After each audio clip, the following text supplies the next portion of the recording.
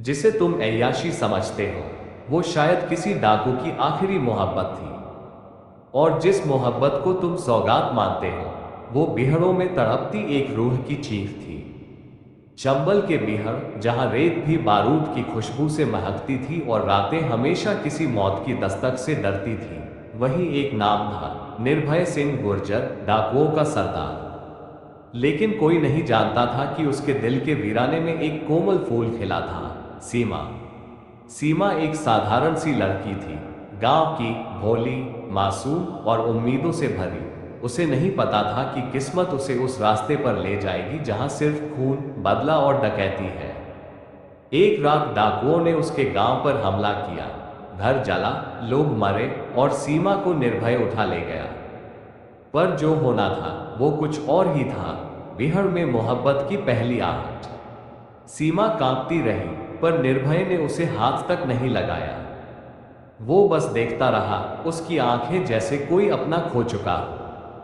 निर्भय, धीरे से, डर मत, मैं तुझे दर्द देने नहीं, खुद को समझने लाया हूं। सीमा चौंकी, एक डाकू, और इतना नर्म। धीरे धीरे सीमा उसकी बातें सुनने लगी। निर्भय उसकी चुप्पियों में खुद को पहचानने लगा।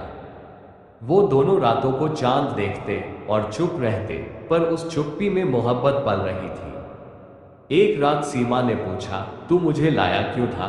निर्भय बोला, क्योंकि जब तुझे पहली बार देखा तो लगा ये वो चेहरा है जो मेरी बंदूक को भी शर्मिंदा कर देगा।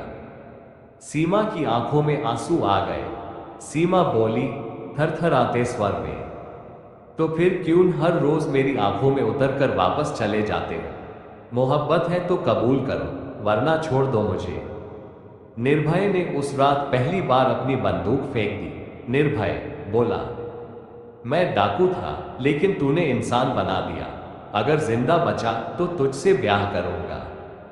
सीमा की आंखों में पहली बार उम्मीद चमकी, लेकिन किस्मत को यह मंजूर नहीं था। अगली सुबह पुलिस ने बिहड़ को घेर लिया। गोलियां चली, धुआं उठा, सीमा चिल्लाए, निर्भय वापस आओ, मेरी बात अधूरी रह गई है। निर्भय मारा गया, या शायद बिहड़ों में कहीं छिप गया, किसी को नहीं पता। पर सीमा आज भी वहीं रहती है, निर्भय की उस झोपड़ी में, हर रात वही हारमोनियम बजाते हुए। वो तान अब भी सुनाई देती है, तू डाकू सही, पर मेरी मोहब्बत था, है और रहेगा। ये थी निर्भय, डाकू और सीमा की अधूरी मोहब्बत, जहां ऐयाशी नहीं थी, सिर्फ मोहब्बत थी, जो कभी पूरी नहीं हो सकी। ऐसी कहानी देखने के लिए चैनल को लाइक, सब्सक्राइब जरूर करें।